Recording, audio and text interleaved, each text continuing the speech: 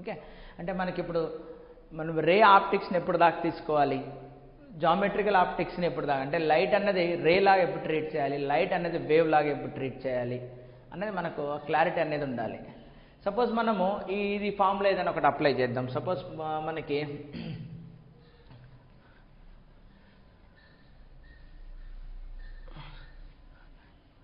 మనం జనరల్గా so for example I have a lens. So there is a lens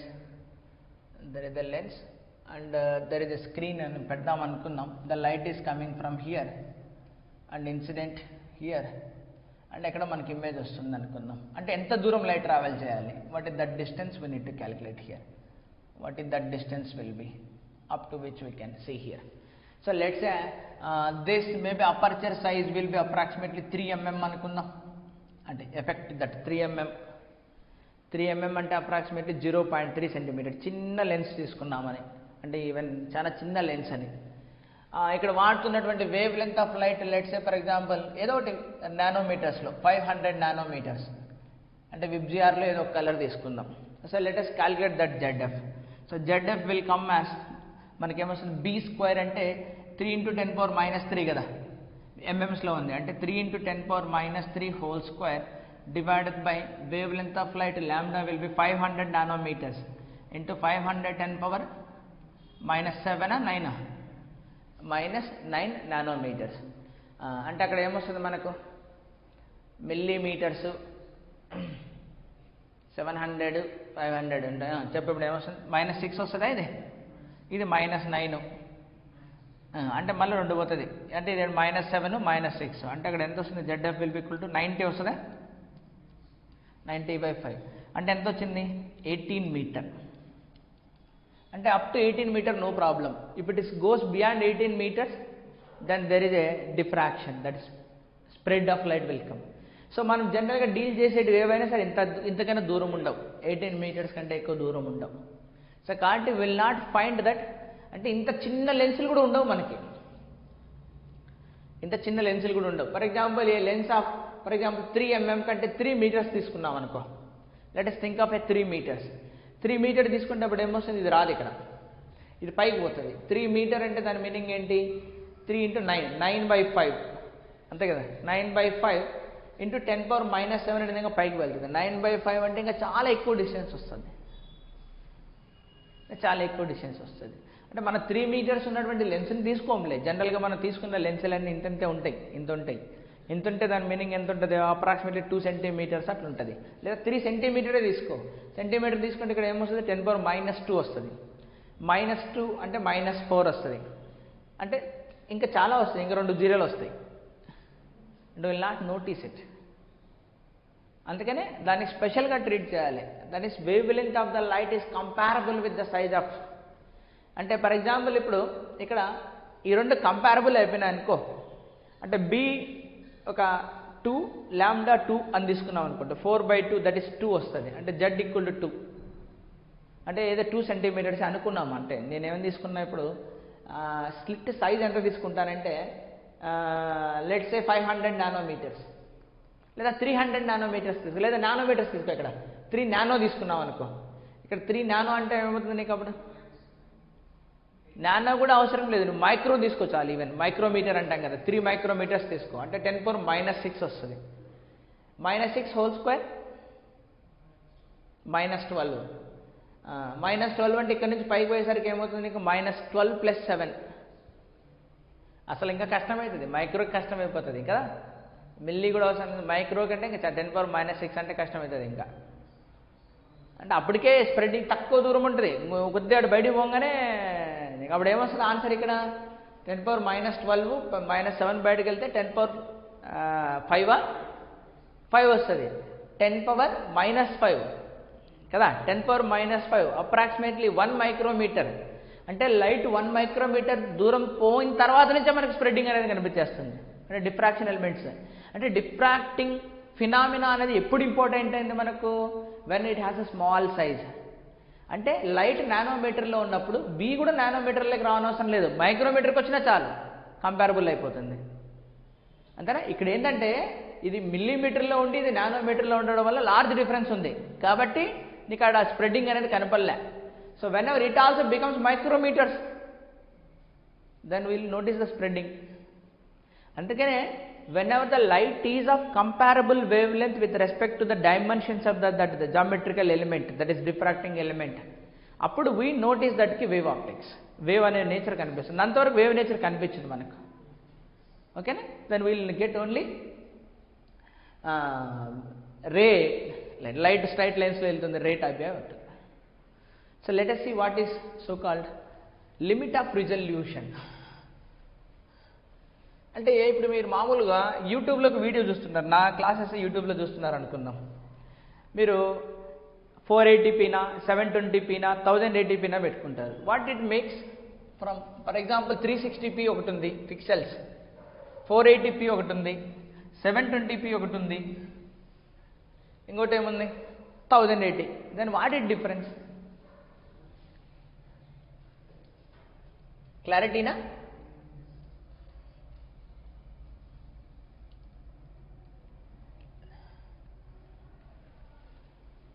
క్లారిటీనేనా?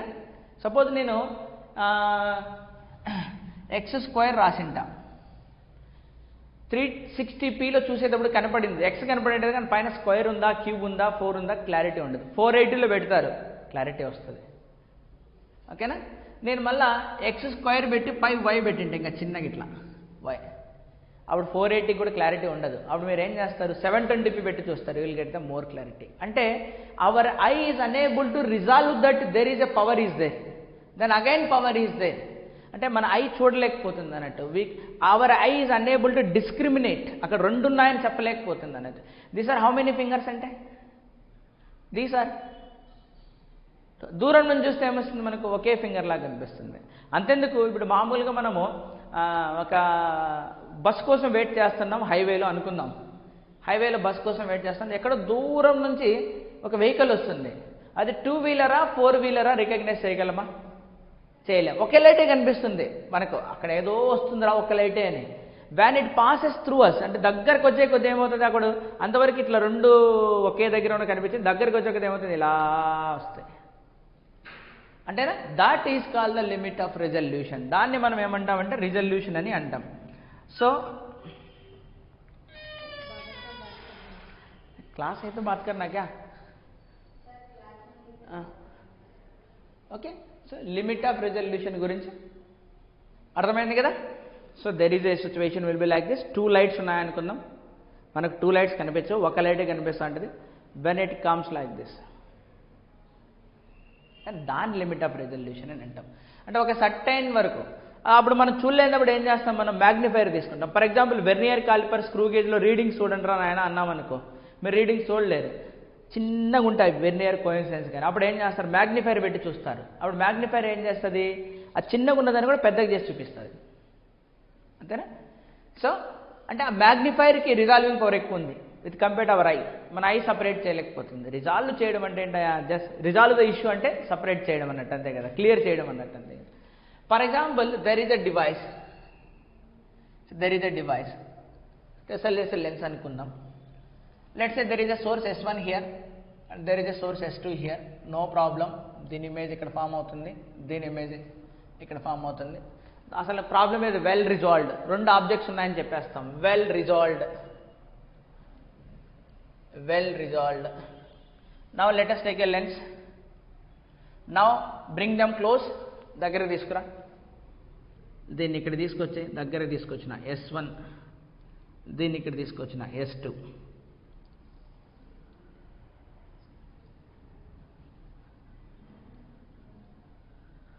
This is 1, this is 1. ఇంకా దగ్గర తీసుకురా, ఇంకా దగ్గరికి. ఇక్కడ S1, ఇక్కడ S2.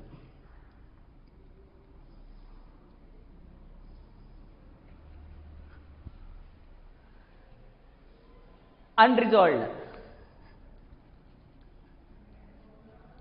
అంటే ఈ లెన్స్ అన్నది ఇక్కడ 2 ఆబ్జెక్ట్స్ S1 S2 అని ఇప్పుడు చెప్పగలుగుతుంది, అవి ఇంకా దగ్గరకు వస్తుంటే చెప్పలేకపోయింది. అంటే there is a limit, this is the limit of resolution. అంటే ఇంకా అసలు అన్రిజాల్వ్డ్ ఇంకా లేదు. అంటే there is a condition for that. అంటే ఏదో కండిషన్ ఉంది. ఆ కండిషన్ ఏంటి లేదా? ఇప్పుడు ఏంటిది? సోర్సు, ఇది డిఫ్రాక్టింగ్ ఎలిమెంట్. మనకేం ఫామ్ అవుతుంది? దీనికి సంబంధించిన డిఫ్రాక్షన్ ప్యాటర్న్ వస్తుంది, దీనికి సంబంధించిన డిఫ్రాక్షన్ ప్యాటర్న్ వస్తుంది.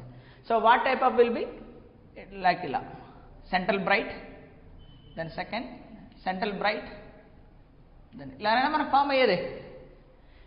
Have this diffraction separately and have this diffraction separately. దీనికి సంబంధం లేకుండా మెర్జ్ కావట్లేదు అవి. Diffraction patterns are not merged. ఇక్కడికి వచ్చామనుకో దెర్ ఈజ్ అ మెర్జ్డ్. ఇక్కడికైతే మొత్తం అంతా మింగలింగ్ అయిపోయినాయి అన్నట్టు. ఇక్కడ ఎలా ఉందంటే దీని డిఫ్రాక్షన్ ప్యాటర్న్ దాని డిఫ్రాక్షన్ ప్యాటర్న్ కంప్లీట్లీ డిఫరెంట్ ఉంది. అంటే దీనికి సంబంధించి డిఫ్రాక్షన్ ప్యాటర్న్ దీనిది, దీనికి సంబంధించి దీనిది. ఇక్కడ లిమిట్ ఆఫ్ రిజల్యూషన్ కండిషన్స్లో ఏం జరుగుతుంది అంటే లెట్స్ సే S1కి ఒక డిఫ్రాక్షన్ ప్యాటర్న్ వస్తుంది అనుకుందాం. Let us say we have one diffraction pattern for S1.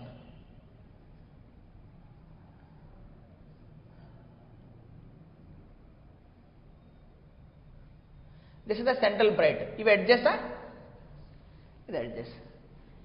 ఇప్పుడు సెకండ్ది ఎలా ఉంటుందంటే సెకండ్ది ఫస్ట్ దాని యొక్క బ్రైట్ దగ్గర మినిమం ఫామ్ అయి ఉంటుంది.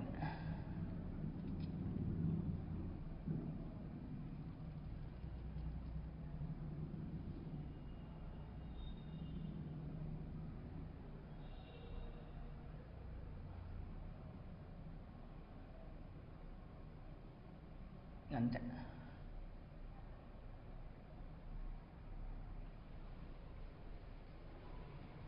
సో ఫస్ట్ దాని యొక్క మ్యాక్సిమం సెంట్రల్ మ్యాక్సిమం ఉందా? ఇక్కడెక్కడ ఏది ఫామ్ అయి ఉంటుంది? బ్రైట్ ఫామ్ అయి ఉంటుంది.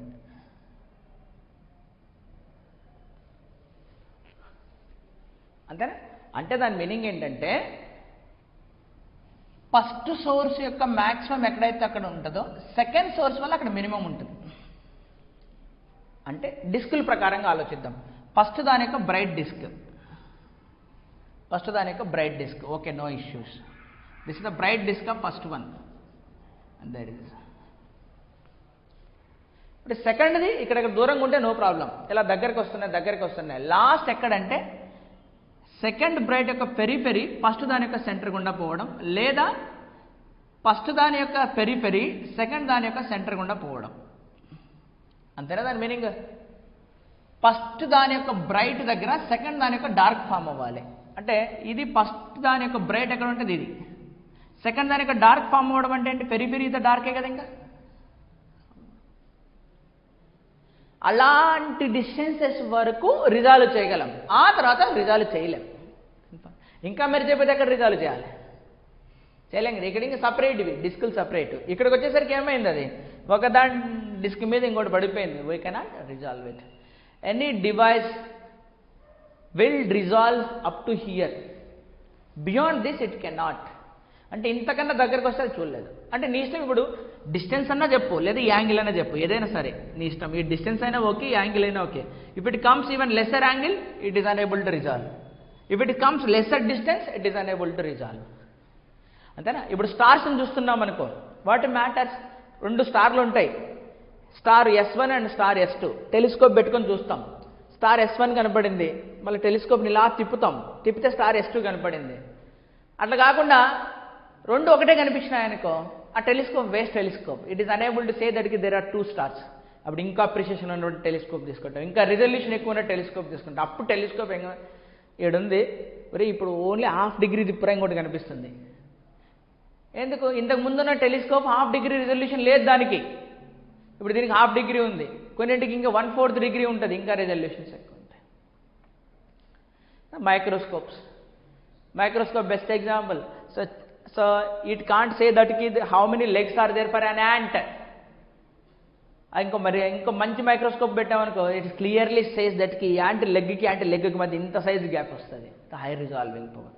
మన eye is unable to resolve it, but that okay. So there are the simple formulas for microscope and telescope. Directly we need to remember resolving power of a telescope. అంటే టెలిస్కోప్కి angle important, మైక్రోస్కోప్కి distances important, అంతే కదా. Telescope angle చూపించాలి, ఇక్కడ ఒక angle అక్కడ ఒక angle అన్నది. Okay. So for a telescope and microscope I will tell you the formulas for it. ఇది అర్థమైంది కదా ఎక్కడ ఫామ్ అయిందని. అదే for microscope and telescope. Microscope.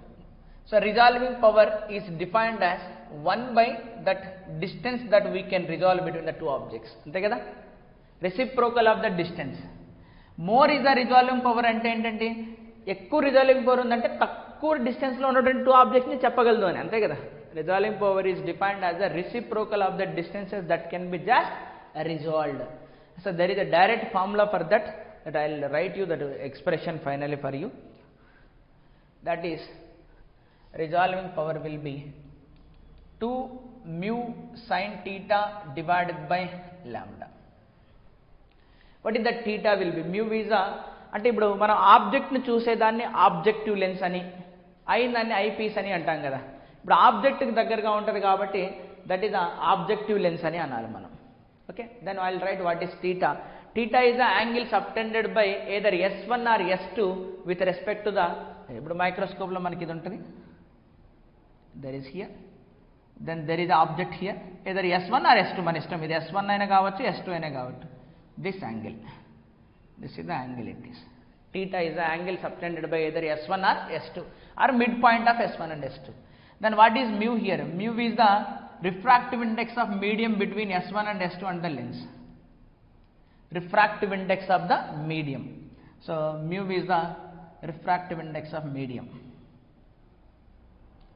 Refractive index of medium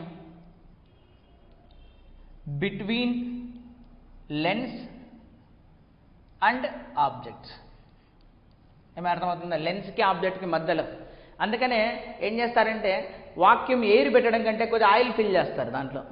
కొద్దిగా అప్పుడప్పుడు చూస్తుంటాను ఐపీస్లు, there will be oil is filled. Oil fill చేయడం వల్ల ఏంటంటే రిఫ్రాక్టివ్ ఇండెక్స్ పెరుగుతుంది. రిఫ్రాక్టివ్ ఇండెక్స్ పెరగడం వల్ల ఏంటంటే రిజాల్వింగ్ పవర్ పెరుగుతుంది. రిజాల్వింగ్ పవర్ పెరిగింది అంటే అప్పుడు దాకా 2 మైక్రోమీటర్స్ గ్యాప్ ఉన్నదాన్ని ఇప్పుడు ఏం చేస్తాం, 1 మైక్రోమీటర్ గ్యాప్ ఉన్న చూడగలం, 1/2 మైక్రోమీటర్ గ్యాప్ ఉన్నా కూడా చూడగలం అన్నంత స్టేట్గా వెళ్ళిపోతుంది. This is the microscope formula. అంతే. టెలిస్కోప్కి ఏంటి important? Distance is not important. What is the important there? Angles are important. So ఒక యాంగిల్లో ఒక స్టార్ కనపడింది, అప్పుడు టెలిస్కోప్ని తిప్పితే ఇంకొక యాంగిల్లో అంటే ఎంత యాంగిల్ తిప్పితే. సో కొన్ని టెలిస్కోప్స్ డిగ్రీస్ వరకే పరిమితం అవుతాయి, మినిట్స్కి రాలేవు, తక్కువైతే రాలేవు. కొన్ని మినిట్స్కి పరిమితం అవుతాయి, సెకండ్స్కి రాలేవు. అంటే 1 degree is equal to 90 minutes. 1 minute will be 1 degree is equal to 60 minutes. So మళ్ళీ ఒక 1 minute will be is equal to 60 seconds. అంటే 1 డిగ్రీని 60 పార్ట్స్ చేస్తే వచ్చేది మినిట్. ఒక 1 మినిట్ మళ్ళీ 60 పార్ట్ చేస్తే అంతేనా? అంటే ఇప్పుడు 2 స్టార్స్ కనుక 1 డిగ్రీ పరిధిలో ఉన్నాయనుకో, అప్పుడు 1 డిగ్రీ టెలిస్కోప్ సరిపోతుంది. అదే 10 డిగ్రీ టెలిస్కోప్ తీసుకుంటే నీకేం కనపడదు అక్కడ, అంతేనా? అదే 2 stars S1 and S2 1 second పరిధిలో ఉన్నాయనుకో, నువ్వు మినిట్ టెలిస్కోప్ తీసుకుని కూడా వేస్తే కనపడదు నీకు. అక్కడ ఒకటే ఉందని చెప్తావు కానీ 2 అని చెప్పవు. అంతే కదా, అర్థమవుతుంది కదా లాజిక్. సో రిజాల్వింగ్ పవర్ ఎక్కువ ఉంది అంటే తక్కువ యాంగులర్ సపరేషన్లో ఉన్నా సరే మనం చూడగలము అని. ఓకే, తక్కువ యాంగులర్ సపరేషన్లో ఉన్నా సరే మనం చూడగలగను. So that formula I'll write A divided by 1.22 lambda, that is B divided by 1.22 lambda. Okay, that is aperture. 1.22 is the aperture factor, lambda is the wavelength of light, B the, so అదే చెప్పాను కదా ఇప్పుడు B ఇది మనకి ఇది lens aperture will be of B. So now నీ ఇష్టం గడేంది, this is the S1 here and this is the S2 here.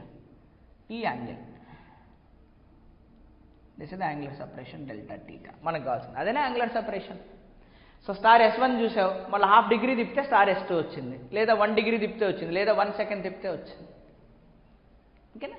So this like there is a derivations for it, కానీ ఆ డెరివేషన్స్ మనం చేయలేము, that not required for us. అందుకని మనం డైరెక్ట్గా formulas గుర్తుపెట్టుకుంటే చాలు, అంతే. మనకి ఎగ్జామ్లో ఫార్ములాస్ కావాలి కాబట్టి we are just remembering the formulas. అంటే అవి ఎలా వచ్చాయనేది చాలా కష్టం మళ్ళీ. This is the limit of resolution.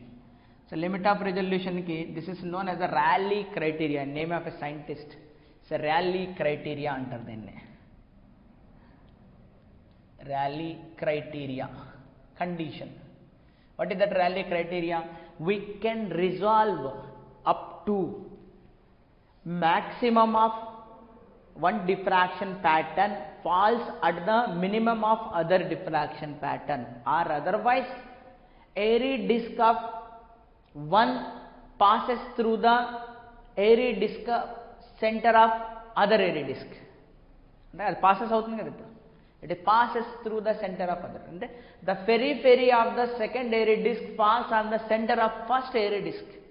Airy, AIRY, name of scientist, airy disk. Okay, clear? What is the limit of resolution? Common sense prakaram, let us forget about that mathematics. What is the limit of resolution అన్నది? Okay, ఆ sound వినకపోతే మనకు అర్థం కాదు వచ్చేది బస్సా వచ్చేది లేదా two వీలరా అని. దగ్గరకు వస్తే ఇంకా okay two wheeler single light ఉంటాయి, ఫోర్ వీలర్ టూ లైట్స్ ఉంటాయి, హెడ్ లైట్స్ అలా దగ్గరకు వస్తున్నప్పుడు అర్థమైంది వాటి meaning of limit of resolution. So limit of వాడు రిజాల్వింగ్ పవర్ అడుగుతున్నాడా లేదా డిస్టెన్స్ అడుగుతున్నాడా జాగ్రత్తగా ఉండాలి. ఓకేనా? So this is. సో జనరల్గా క్వశ్చన్లు ఎలా వస్తుంటాయి, I'm using a red light, then I change it to the violet light, then resolving power increased or decreased? Resolving power red light ante 600 nanometers, violet light ante 300 nanometers. Less is the wavelength and more will be the resolving power. Even telescope also, it depends only on the lambda. Okay na? So like this the questions will be coming, be careful. Okay, fine. Now done.